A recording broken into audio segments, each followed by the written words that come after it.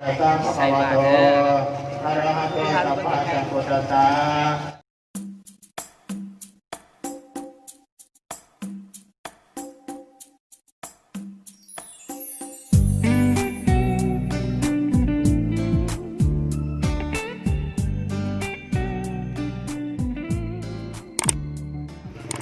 ไปแล้วไปใส่บาตรสัก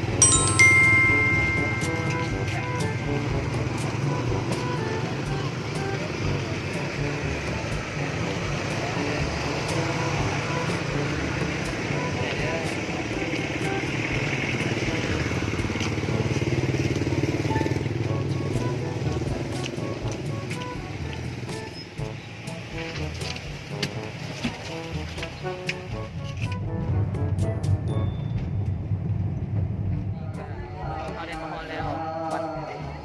ตรงจะมีเดี๋ยวสิพาเข้าไปว่าพาไปเบิ่งการใส่บาตรเนาะ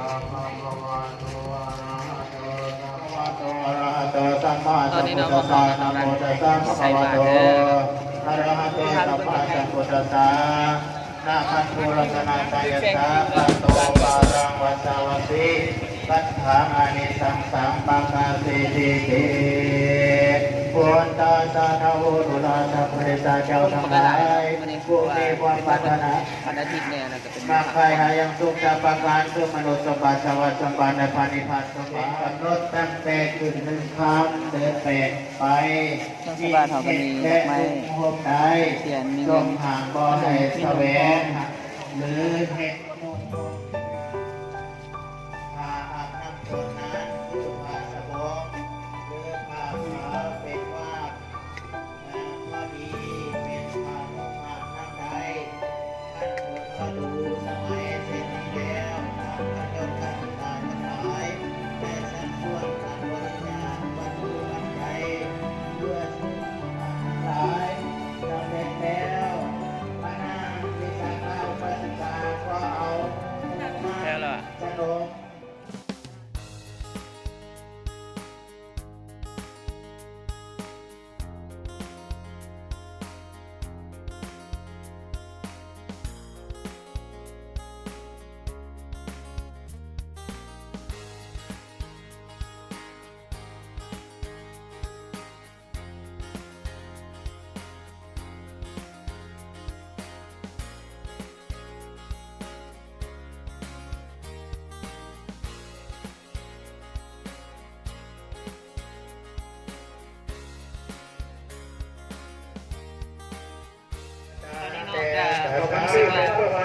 ใส่บาตรที่เรียบร้อยแล้วแต่ว่า